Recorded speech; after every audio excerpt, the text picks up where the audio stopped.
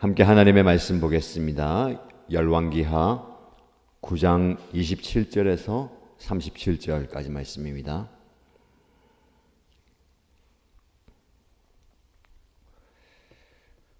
오늘 저와 여러분들 함께 묵상할 말씀은 열왕기하 9장 27절에서 37절까지입니다. 함께 읽겠습니다. 유다의 아하시야 왕은 이것을 보고 벳하간으로 가는 길로 도망하였으나 예후가 그의 뒤를 추적하여 저자도 죽여라 하고 외치니 이블람 북은 구르 오르막길에서 예후의 부하들이 병거에 타고 있는 아하시야를 찔러 상처를 입혔다. 그는 머깃도까지 도망하여 그곳에서 죽었다. 그의 부하들이 그를 병거에 실어 예루살렘으로 운반하고 그를 다윗성에 있는 그의 조상들의 묘지에 함께 장사 지냈다. 아합의 아들 요람 왕 제11년에 아하시야가 유다를 다스리는 왕이 되었다. 예후가 이스라엘에 이르렀을 때에 이세벨이 이 소식을 듣고 눈 화장을 하고 머리를 아름답게 꾸미고는 창문으로 내려다 보았다. 예후가 문 안으로 들어오자 이세벨이 소리쳤다. 제 주인을 살해한 시므리 같은 자야, 그게 평화냐? 예후가 얼굴을 들어 창문을 쳐다보며 소리쳤다. 내 편이 될 사람이 누구냐? 누가 내 편이냐? 그자 두세 명의 내관이 그를 내려다 보았다. 예후가 그들에게 명령하였다. 그 여자를 아래로 내던져라. 그들이 그 여자를 아래로 내던지니 피가 벽과 마레까지 튀었다. 예후가 탄 말이 그 여자의 주검을 밟고 지나갔다. 예후가 궁으로 들어가서 먹고 마시다가 말하였다. 이제 저 저주받은 여자를 찾아다가 장사를 지내주어라. 그래도 그 여자는 왕의 딸이었다. 그들이 그 여자를 장사 지내주려고 찾아 나섰으나 그 여자의 해골과 손발 밖에는 아무것도 발견할 수가 없었다. 그들이 돌아와서 그에게 그렇게 보고하니 그가 말하였다. 주님께서 주님의 종 디셉 사람 엘리야를 시켜서 말씀하신 대로 이루어졌다. 주님께서 말씀하시기를 이스라엘의 밭에서 개들이 이세벨의 주검을 뜯어먹을 것이며 이세벨의 주검은 이스라엘에 있는 밭의 거름처럼 될 것이므로 이것을 보고 이세벨이라고 부를 사람은 아무도 없을 것이다 하셨는데 그대로 되었다. 아멘. 오늘도 하나님의 말씀으로 하루를 시작합니다. 이 말씀의 은혜가 여러분의 삶을 더 풍성하게 또 아름답게 만들어줄 줄로 믿습니다. 어제에 이어서 예후가 하나님께서 기름 부어서 왕으로 세우시고 그를 통해서 아합의 가문이 이제 다 멸하게 되는 과정을 보게 됩니다. 요람이 예후의 손에 의해 죽게 되고 그와 함께했던 유다의 아하시야 왕이 그 과정 속에서 도망을 가게 됩니다. 예후가 그를 추적하면서 저자도 죽여라. 예후의 부하들에 의해서 상처를 크게 입게 되고 결국 그는 머깃도에서 죽게 됩니다. 북쪽 이스라엘의 그 아합 가문이 하나님 보시기에 악을 행하였고 하나님이 예후를 들어서 그 가문을 멸하는 그 심판의 과정 가운데 그나마 선한 하나님의 뜻을 따르는 다윗의 길을 걸어가야 하는 유다의 왕이 그 악한 자와 함께 있던 중에 죽음을 당하게 되는 겁니다. 그래서 오늘 본문의 말씀을 통해서 우리가 깊이 묵상할 것은 우리가 어느 길로 가느냐가 굉장히 중요합니다. 열왕기 상하 말씀을 보면 북쪽 이스라엘과 남쪽 유다의 왕들이 다윗의 길을 걷느냐, 여로보암의 길을 걷느냐, 아합의 길을 걷느냐에 따라서 그의 인생이, 그의 삶의 결말이 달라지는 것을 보게 됩니다. 요람은 그의 아버지 아합의 길을 따랐기 때문에 하나님의 심판을 받게 되지요.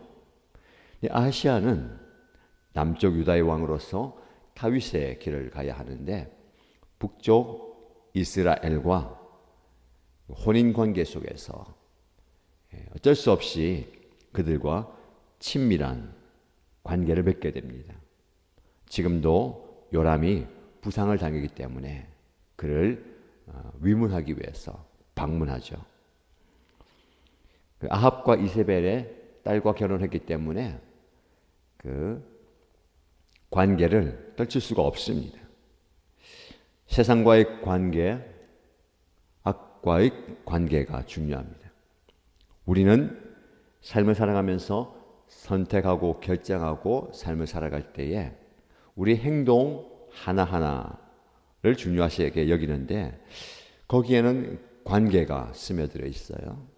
사람과의 관계처럼 내가 세상과 어떤 관계를 맺고 살아가느냐, 악과 죄와 어떤 관계를 맺고 살아가느냐, 하나님은 그 관계를 청산하기를 원하십니다. 그리고 그 과정 속에서 하나님과 깊은 관계를 맺고 살기를 원하시는 겁니다. 우리가 인생을 살아갈 때에 하나님의 길을 가느냐, 세상의 길을 가느냐가 중요합니다. 그 길이 우리의 인생과 우리 인생 결말을 결정하기 때문에 그렇습니다. 우리는 여전히 십자가의 길을 걸어가고 있습니다. 중간에 많은 유혹과 공격과 어려움과 곤경이 있다 하더라도 이 길은 필시 생명의 길이다라는 것을 믿습니다. 그 길을 가는 여러분들을 격려하고 칭찬합니다. 중간에 포기하지 마시고 끝까지 이 길을 인내함으로 걸어가시기 바랍니다. 그 길 끝에 하나님의 영광이 있을 겁니다. 그러나 이 아시아는 다윗의 길을 걷기를 중간에 포기하고 아합의 길을 선택하는 겁니다. 이유가 있겠죠. 합당한 이유는 많이 될 수 있습니다. 자신과의 친밀함 때문에, 가족과의 관계 때문에, 혹은 나라와 민족과 왕권, 경제 상황을 지키기 위해서. 이유가 왜 없겠습니까? 그러나 이유보다 중요한 것은 그 길을 걷지 말아야 하는데 그 길을 가는 겁니다. 우리에게도 그런 핑계, 이유가 많죠. 살아야 하지 않겠습니까? 어쩔 수 없습니다. 이 길밖에 없는 것 같습니다. 다른 대안이 있습니까? 그러나 신앙과 불신앙의 길은 극명하게 그 끝이 다르다라는 겁니다. 결국은 아시아는 그렇게 왕궁을 떠나서 그곳에서 죽게 되죠. 그러나 부하들이 그의 죽음을 조상들의 묘지에 장사 지내게 됩니다. 이어지는 말씀 보면 예후가 이제 이세벨을 찾아가서 이세벨을 심판하는 과정이 나옵니다. 이세벨이 이 소식을 다 듣습니다. 아들의 죽음과 사위의 죽음을 다 듣고 눈 화장을 하고 머리를 아름답게 꾸미고 창문을 내다볼 때 예후가 안으로 들어오죠. 이세벨이 소리칩니다. 제 주인을 살해한 시므리 같은 자야, 그게 평화냐? 그의 아들 요람도 예후가 들어올 때에 평화의 소식을 전하느냐라고 물어봤지 않습니까? 그러나 그들이 생각하는 평화와 하나님 주시는 평화는 다르다라고 말씀을 드렸습니다. 하나님이 주시는 평화는 죄에 대한 심판의 결과로 오는 참된 평안이죠. 그러니까 이세벨이 원하는 평화는 자기의 만족이고 자기의 유익을 구하는 그런 평화일 겁니다. 주인을 살해한 시므리 같은 자야. 시므리가 오래전에 왕을 죽여버리고 자기가 왕의 자리에 앉았지만 또 다른 반역을 통해서 금방 또 죽게 되어버린 반역자의 대명사 같은 사람입니다. 그런 예후라 그를 경멸하면서 질시하면서 지적하죠. 이런 위급한 상황 속에 그녀는 눈 화장을 하고 머리를 아름답게 꾸몄다라고 오늘 본문은 우리에게 전합니다. 어쩌면 영적으로 볼 때에 위기가 다가왔잖아요.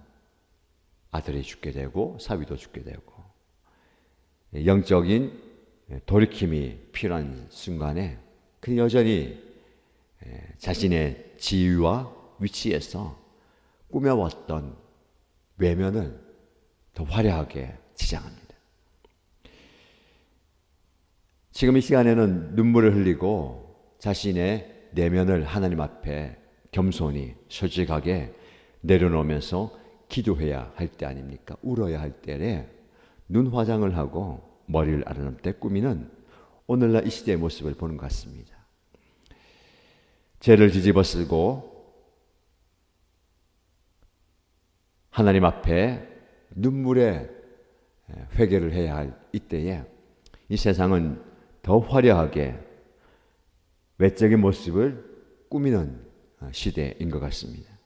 거기에 우리도 동조하는 건 아닌지 우리 내면과 외면의 모습을 돌아보면 좋겠습니다.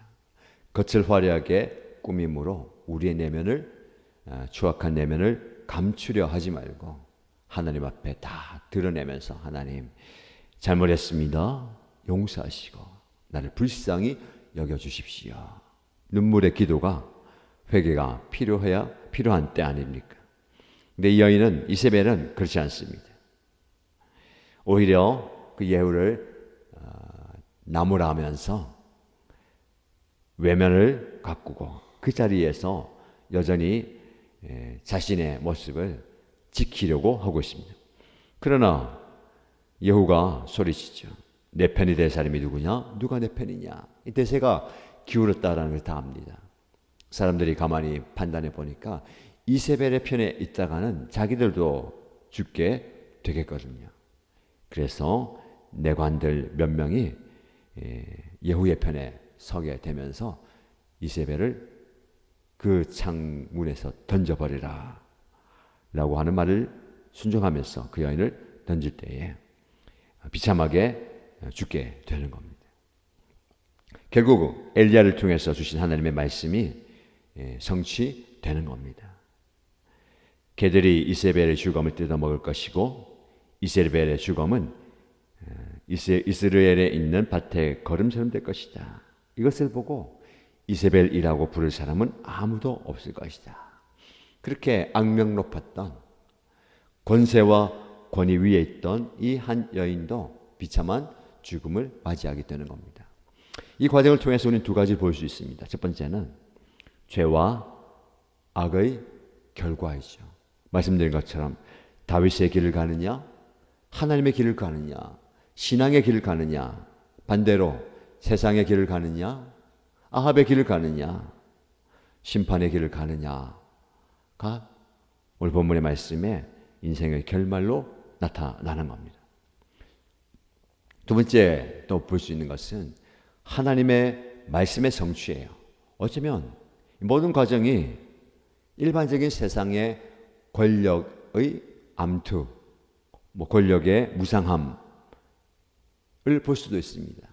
한 왕조가 계속 영원하지 않고 또 다른 누군가가 반역을 일으켜서 그 왕자를 빼앗고 또 다른 사람이 그 왕자를 빼앗는 이 세상의 역사이지만 그 역사는 하나님의 말씀의 성취가 되는 겁니다.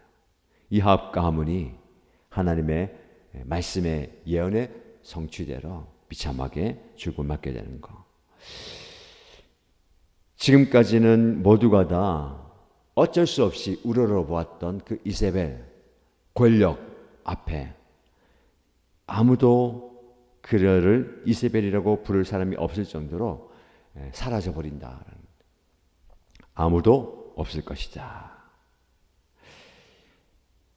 무기 앞에, 힘 앞에 어쩔 수 없이 굴복하고 머리를 조아리지만 그것도 한순간이죠. 하나님이 거두어 가시면 아무것도 남지 않게 되는 겁니다.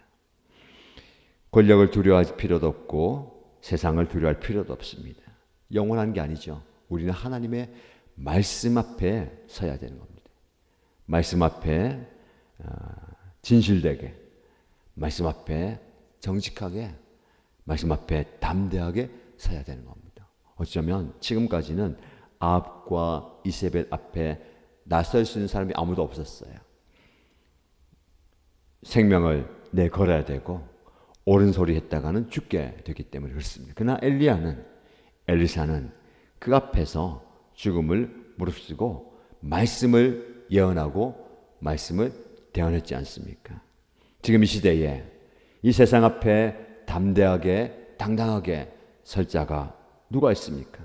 아무도 없습니까? 세상을 두려워하지 않고 말씀을 두려워하면서 당당하게 맞설 수 있는 저와 여러분 되기를 축복합니다. 오늘 살아가실 때에 내가 걷고 있는 이 길이 믿음의 길이고 신앙의 길이고 하나님의 길이라면 확실한 신뢰와 믿음을 가지고 당당하게 나가십시다. 세상에 무릎 꿇지 않고 서 있는 저와 여러분 되시고요. 그 말씀 붙들고 끝까지 하나님의 뜻을 이루는 저와 여러분의 신앙의 길, 믿음의 길이 되기를 주님의 이름으로 축복합니다.